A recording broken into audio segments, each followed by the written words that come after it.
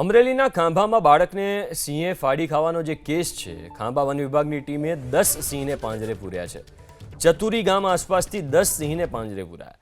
સિંહના હુમલાના ઘટનાના દિવસે 8 સિંહને પાંજરે પૂરાયા હતા અને વન વિભાગે ગત રાત્રિના વધુ 2 સિંહને પાંજરે પૂર્યા છે. 5 વર્ષીય બાળક પર 1 થી 2 સિંહે હુમલો કર્યાની આશંકા છે. તો ખાંભામાં જે બાળક ઉપર સિંહે હુમલો કર્યો હતો, આ કેસમાં 10 સિંહોને પાંજરે પૂરવામાં આવ્યા છે.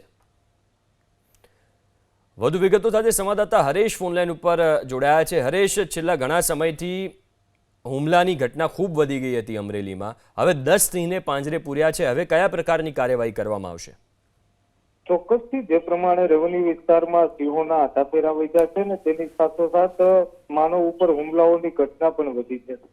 એક જ મહિનામાં 5 જેટલી હુમલાઓની ઘટના અમરેલી જિલ્લામાં બની છે. ત્યારે વન વિભાગ પણ એક્શન મોડમાં આવ્યું છે. ત્યારે થોડા દિવસ પહેલા જે ખાંભાના ચતુરી ગામની અંદર 5 વર્ષના બાળકને ફાડી ખાવામાં આવ્યું હતું અને ત્યારબાદ વન વિભાગની ટીમ દ્વારા જે હુમલાખોર જે સિંહણ હતી તેને પાંજરે પૂરવા માટે રાતભર મેગા ઓપરેશન હાથ ધરવામાં આવ્યું હતું અને 5 જેટલા સિંહોને પાંજરે પૂરવામાં આવ્યા હતા સવાર સુધીમાં. ત્યારબાદ બીજા 4 સિંહને પાંજરે પૂરવામાં આવ્યા હતા. એટલે 8 જેટલા સિંહો ઘટનાના દિવસ દરમિયાન જ વન વિભાગે પાંજરે પૂર્યા હતા. પરંતુ જે પ્રમાણે ચતુરી ગામ સહિત આસપાસના વિસ્તારોમાં જે સિંહોના આટાફેરા હતા તેના સાવચેતીના ભાગરૂપે ગત રાતે જ ખાંભા વન વિભાગની ટીમ દ્વારા વધુ 2 સિંહોને પાંજરે પૂરવામાં આવ્યા છે. એટલે અમરેલી જિલ્લામાં સતત સિંહોના આટાફેરા વધ્યા છે.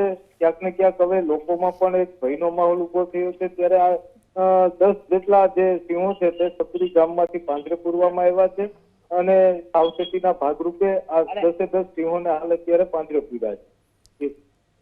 આભાર હરેશ, વિગતો આપવા માટે. તો 10 સિંહોને પાંજરે પૂરવામાં આવ્યા છે અને હજુ પણ કાર્યવાહી વન વિભાગની જે કામગીરી છે એ યથાવત છે. જે દિવસે ઘટના બની એ દિવસે 8 સિંહોને પાંજરે પૂરવામાં આવ્યા હતા અને હવે ગત રાત્રિએ